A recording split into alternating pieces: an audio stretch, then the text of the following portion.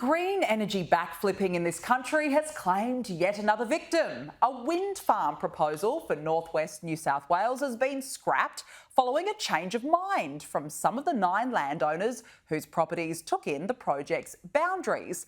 Ark Energy was behind the bid to build a 55-turbine Doughboy Wind Farm monstrosity. Joining me now is esteemed geologist Professor Ian Plimer. Thank you very much for joining us on the show. Look, firstly, how unusual is it for landowners to change their minds? And why do you think that they are indeed backing out of these projects? Well, it's getting more and more common for landowners to change their minds on this because they are getting more informed. And they realise that when a wind turbine industrial facility closes, the bill is theirs to clean up. That's not going to help them very much. And some of the early wind developments got farmers in during a drought, and farmers viewed this as drought proofing. This eastern fall country, east of Armidale, is prize agricultural land.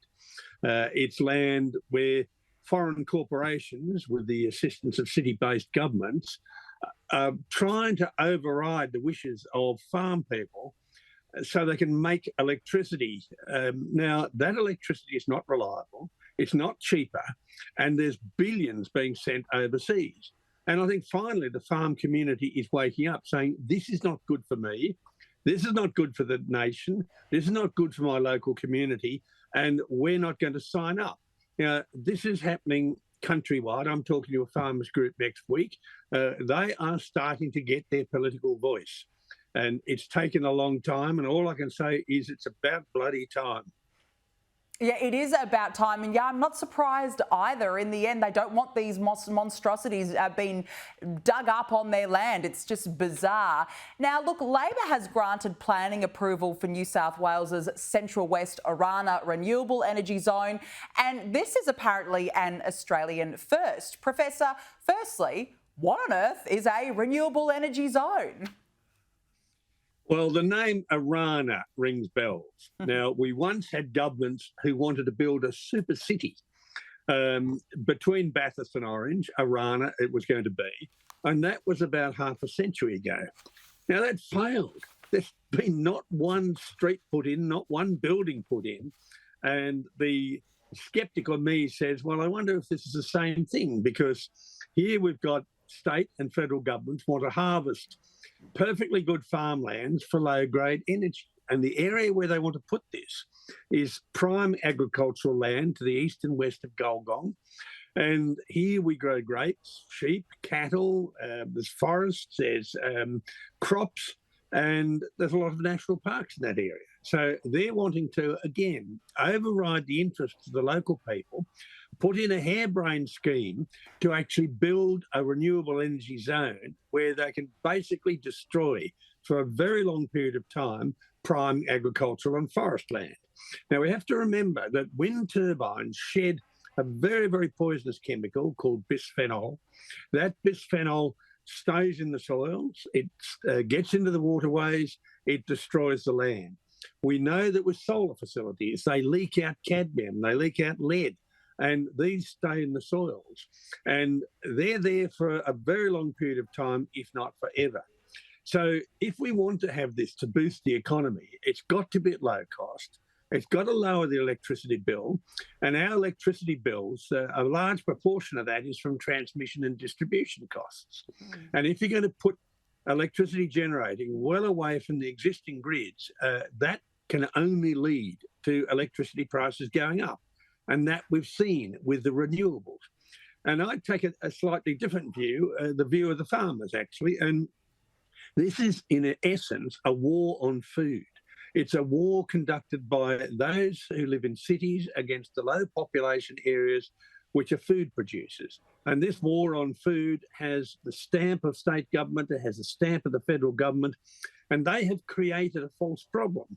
And the false problem is that human emissions of carbon dioxide drive climate change. Now, that's never been shown. And if it could be shown, then we'd celebrate, because emitting carbon dioxide makes plants grow. And we've got satellite information over the last 30 years saying we've had a greening of the planet due to the slight increase in carbon dioxide.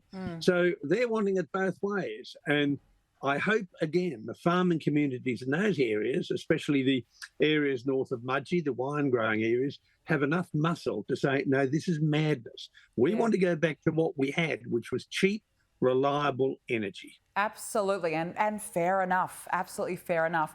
Now, the WA government has ruled out any change to its long-standing policy on uranium mining, insisting that the future is indeed renewables. Professor, we can hardly be surprised that Labor states like Western Australia are really ideologically opposed to uranium mining, and all because Labor won't accept nuclear energy. Well, I'm not surprised at all, but they seem to accept nuclear energy if they get cancer and use some of the products that come out of the nuclear reactor at Lucas Heights.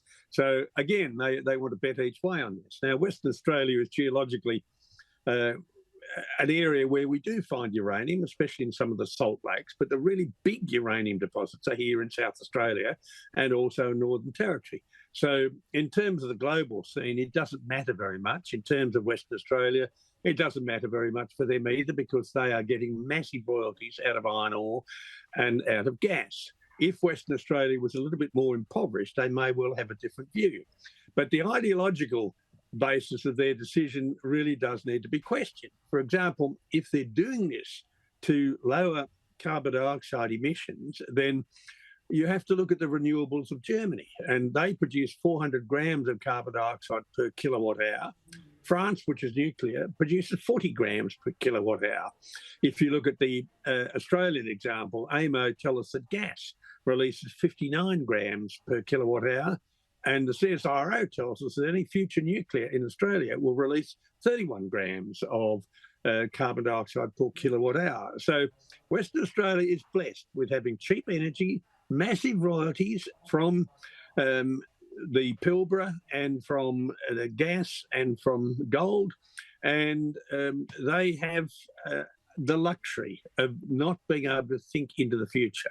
And the future will always be nuclear power, generated cheaply, long-term nuclear power, and Western Australia is basically taking an ideological decision unrelated to reality, but the royalties keep rolling in.